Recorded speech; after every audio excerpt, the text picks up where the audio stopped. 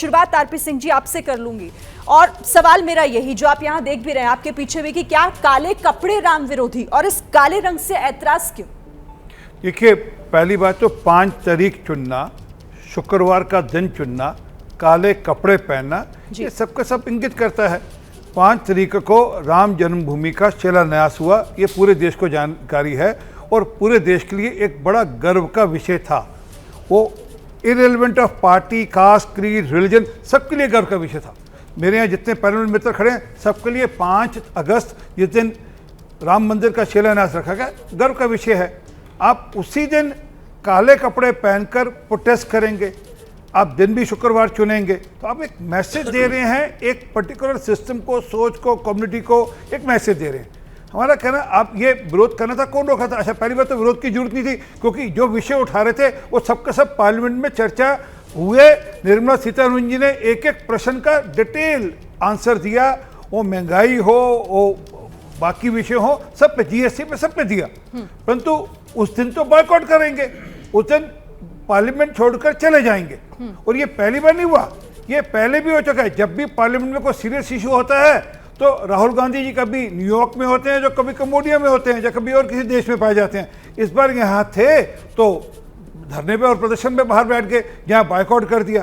तो serious debate के लिए जो पार्लियामेंट का जो डोमेन है उस पर करनी नहीं, बाहर करेंगे और काले कपड़े पहनकर करेंगे। मैंने कहा ना, शुक्रवार का दिन काले कपड़े, राम जन्मभूमि और राम मंदिर का जिस दिन शिलान्यास हो रहा था उस दिन करेंगे। तो स्पष्ट है, कहीं ना कहीं एक पर्टिकुलर वोट बैंक को खुश करने के लिए उन्होंने ये मैसेज ये उन्होंने प्रदर्शन किया और काले कपड़े पहने। ठीक है, अजय उपाध्याय जी ठीक आपके बगल में ही खड़े हैं, वो जवाब इस पर देंगे। अजय उपाध्याय जी, क्यों लग रहा है ये आरोप कि आप सिर्फ एक तुष्टीकरण की राजनीति से इस पूरे माहौल को बनाने की कोशिश कर रहे हैं? और क्या तारीख चुनने में गलती कर गई क्या कांग्रेस? आप ही के विरोध में चला गया ये?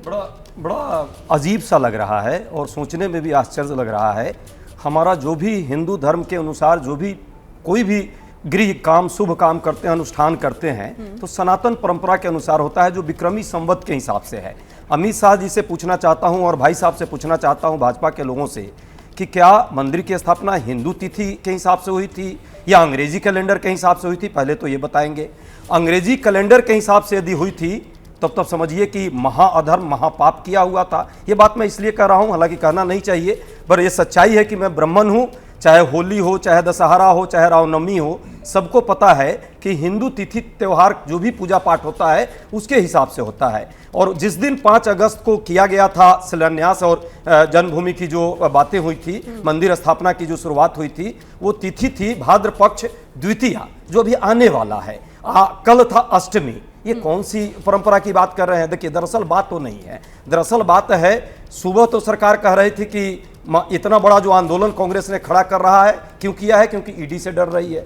असम होते होते जब महा संग्राम हुआ, सड़कों पर जनता की आवाज उठाई गई, बेरोजगारी, महंगाई के मुद्दे जब आसमान छूने लगे, और आप जैसे मीडिया के लोग को भी मैं धन्यवाद देता हूं जिन लोगों ने इस मुद्दे को उठाया, तो इनके पास कोई जवाब नहीं था। सरकार डर गई थी, सहम गई थी, और सरकार ने शाम होते होते कहना शुरू कर दिया कि तो मंदिर स्थापना के विरुद्ध में है। मैं पूछना चाहता हूं, 5 अगस्त यदि ये मानते हैं, पहले तो अंग्रेजी के हिसाब से मानते हैं तो महाअपराध है, और यदि मानते हैं तो कल क्या प्रधानमंत्री जी का कोई ट्वीट, अमित शाह जी का कोई ट्वीट भाजपा के लोगों को क्यों नहीं याद आया?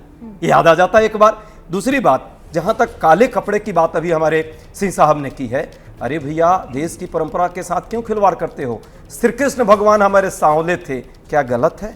श्री राम भी कहा जाता है देव, जिन महान पुरुषोत्तम राम की कल्पना आप करते हैं और पूरा देश जानता है, वो भी सांवले थे। तो हमारी परंपरा रही है। काला बादल वर्षा देती है, दीपक जो प्रकाश देती है वो भी काली होती है, काली रात, ये तो शुभ का संकेत हिंदू धर्म में है। ये कौन सी हिंदू धर्म की परंपरा को अपना रहे हैं और मान रहे हैं? बड़ा दुखद लगता है जब जन मुद्दों से हटना होता है तो इसी तरह की बात करेंगे। मैं पूछना चाहता हूं, नहीं 10 सेकंड दे दीजिए सिरिन जी, सिर्फ पार्लियामेंट में आप बाइकॉट कर जाते हैं और सड़क पर बैठकर काले कपड़े बैठकर आप जनता के मुद्दों पर सड़क में जाने का काम विपक्ष का नहीं है क्या? महंगाई इस देश में नहीं है? खाने का तेल, पकाने का तेल, चलने का तेल, जनता का कितना तेल करेगी ये सरकार? ये जनता का तेल करने के लिए है। महंगाई दर आज 7.8%, वर्ल्ड बैंक का रिपोर्ट क्या आया है? ये हर तीसरा नौजवान जो 20 से 24 वर्ष का है वो बेरोजगारी से त्रस्त है।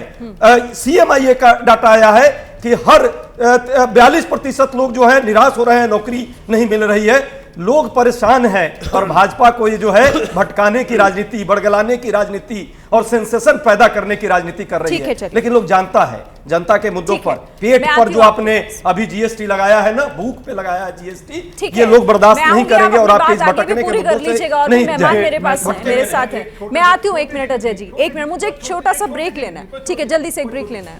इन्होंने सारी बातों का जवाब दे दिया, ये नहीं बताया कि शुक्रवार वाला दिन काले कपड़े पहन कर क्यों किया। ये जवाब नहीं दिया उन्होंने, बाकी सब बातों का ऊपर जवाब दे दिया। वो सब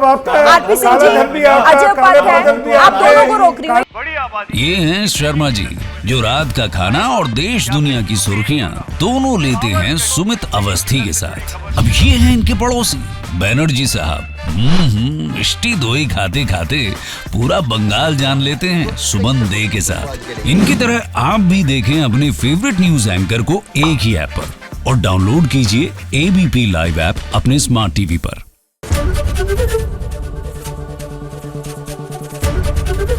ABP न्यूज आपको रखे आगे।